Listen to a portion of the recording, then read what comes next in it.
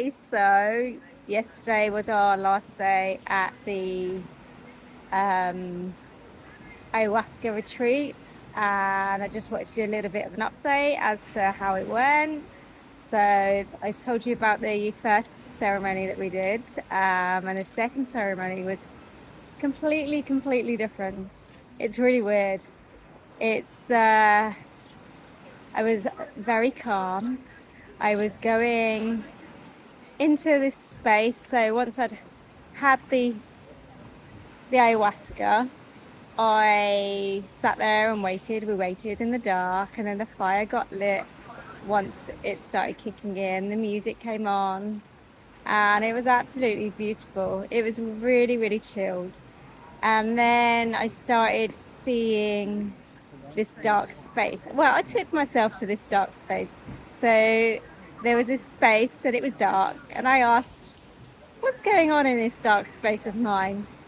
And the voice said to me, nothing's going on right here. You don't need to explore this. So it moved on to another image of this green leaves and roots everywhere. And it was like entangled. All these leaves are entangled. They were long and viney and bendy and everything. And then it said, nope, not this one. And then it went to another one where there was lots of colors and lots of things moving through. And then it moved away from that one. It then took me to a space of complete chill. And when I'm in complete chill, I was yawning for about 3 hours. Well, I'm going to say it's 3 hours. I have no idea how long it was. But it was a very long time. And all I kept doing was yawning. My body starting to soften. And I was in this state of like cartoony, like flubbery mess, kind of swaying with the music. And it was just so funny.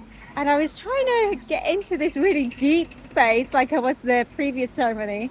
And it just would not let me go there. And it was just so funny. I felt like I was a hippie, like just chilling, and it just made me softer and more flowy. And then it just said, relax, this is your space to relax. And I just had to surrender to the relaxation. And it said, stop being so restrictive. Like it said something along like, yeah, the restriction. Don't be so restrictive. Don't be so stubborn. Don't be so like set in your ways. And then it made me soften even more. And then just danced again for probably another hour or two, just sitting on the floor in my space. And then this weird thing happened with my neck.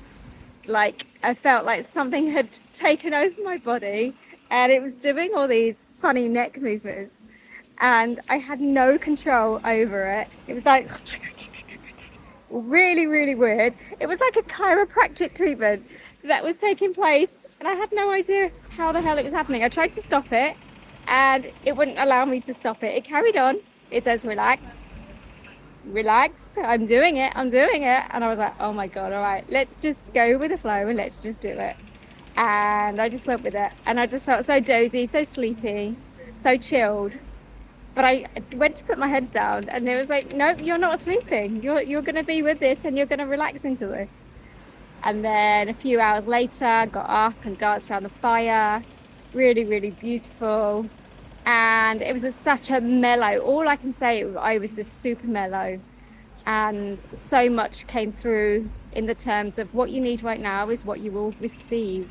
And it was pure, utter relaxation is what I received that day, how to feel present in the body. And actually, healing can come from blissful state, right? It doesn't have to be in a painful state. I tried to take myself to a painful state. It wasn't having it. It's like, no, we can do healing in a blissful state. Relax the body, right? And that's just how it was. And it was amazing, absolutely amazing.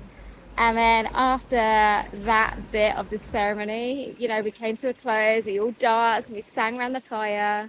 And all I can say, it was just a pure magical experience. Very different from the first one. But again, just very profound.